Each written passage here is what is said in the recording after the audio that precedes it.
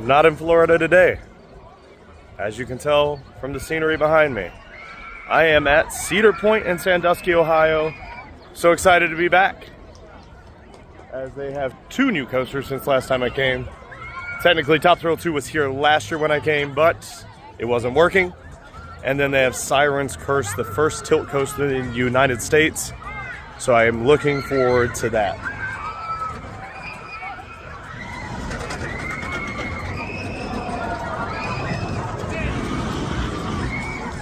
For Loopin for Life and Corbin Travel, this is Cedar Point.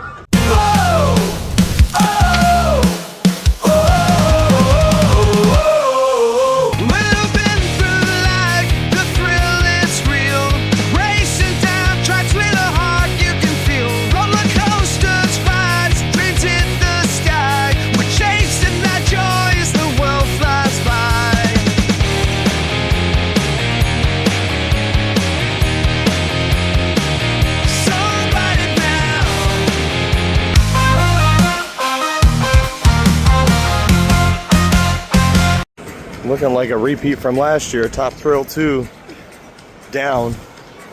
It's been down for about an hour, I guess. Gatekeeper was also down.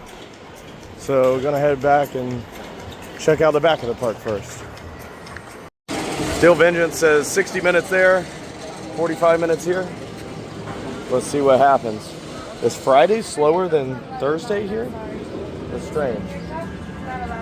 All right, so it's the first time I've ever seen this Steel Vengeance at a purported 30-minute wait. We shall see. I don't believe it for a second, but if it is true, fantastic. This will be a nice dusk ride in about half an hour. Love it. Okay, so I know about here is 2 hours. Waited there many times.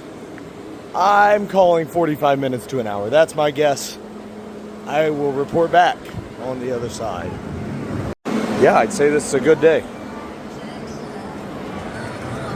Maybe 30 minutes.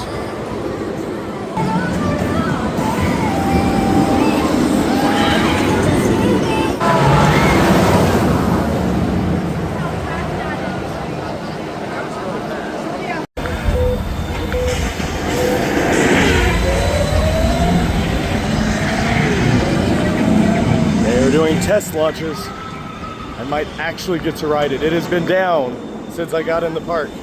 I came twice last year hoping to ride it, or for 2 days, right after it went down. And this time, I think I'm actually going to be able to ride it. Top Thrill 2. The line for Sirens Curse, already like 45 minutes. Before the park even opens, but it's open now.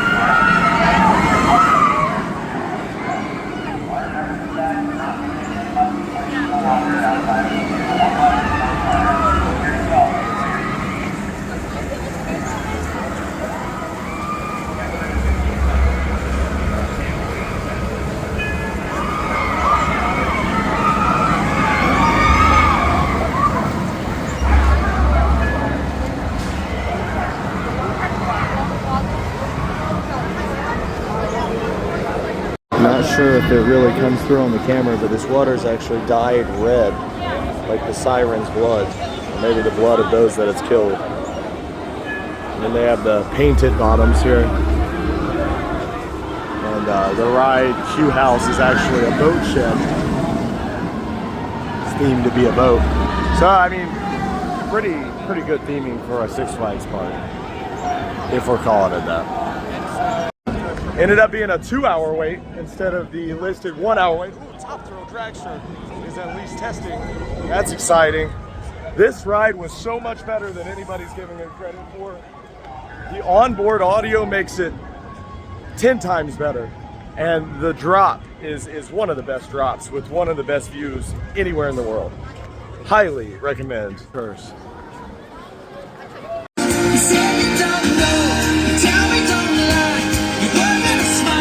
This is not overlay music. They are actually playing Bad Day at Cedar Point, which, I mean, I've been on 2 rides in 4 hours, so it's been a good day still, but it's not too far off from it. Almost every ride we pass is down, but that is extremely ironic. Decided to stroll over to the water park for a little while, cool off. They do have this swim up bar, which is pretty awesome. It opens like right now, and look at the line to get in. This is crazier than a Vegas club at midnight. So we got in line for Top Thrill 2, got almost to the front of the line, then it went down again. We waited about 45 minutes, watched it tested a few times, and then it just stopped. So, something you should know though, unless you want to buy these extremely ugly sandals at the gift shop, wear either closed-toed shoes or anything with, it has to have a back on the heel, which it is listed on the rules, I guess, but I definitely did not know that, or I would have brought different shoes with me to the park. So now, yeah, they're testing it again, but. So now I bought these ugly shoes and can't ride the ride that I bought them to ride. So I've been on 2 rides so far in 5 hours. Fun times. All right, time to almost die. Blue Streak looks like a walk-on, and they're actually running 2 trains. Actually, the best ride I've ever had on Blue Streak. It was a lot of airtime, row 5, maybe that's the magic row, I don't know. But it was actually pretty good. At this point, I've done as many rides in the last 12 minutes as I did in the first 6-7 hours. So that part's good. Let's see what Valraven's looking like right now. All right, Steel Vengeance ended up actually being about a 3-hour wait based on what it looks like, even though it said 15 minutes. So Maverick's running all its trains today. So I don't think this will be that bad at all, actually. It says 75, but it does not look like 75 for once. Millennium Force is the only major coaster on early entry today. Lines looking nice and thin. Oh yeah, maybe 15 minutes, especially no express pass in our way. That should not be bad. We're only running 1 train, so a little more than 15 minutes, but getting back row ride to start the day.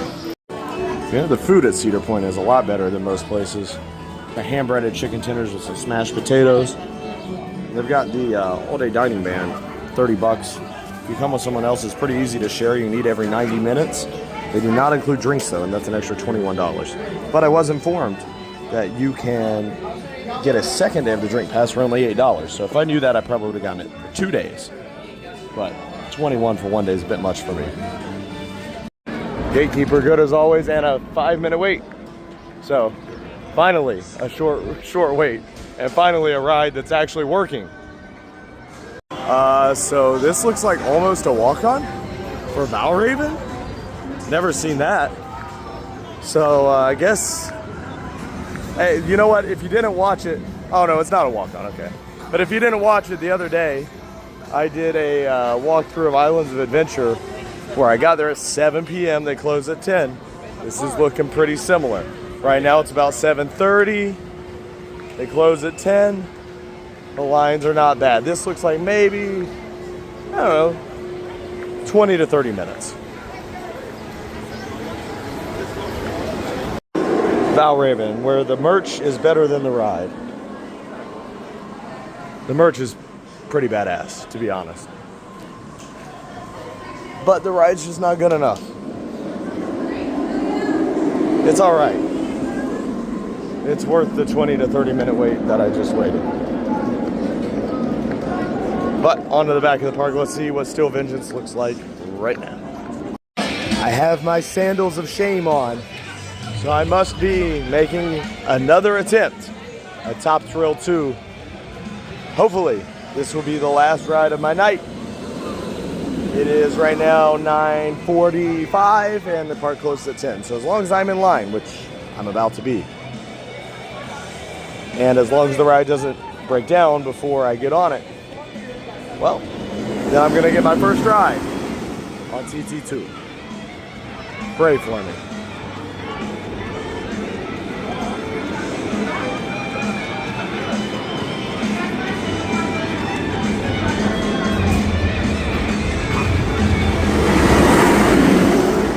Okay, Top Thrill 2, pretty much everything I was hoping for.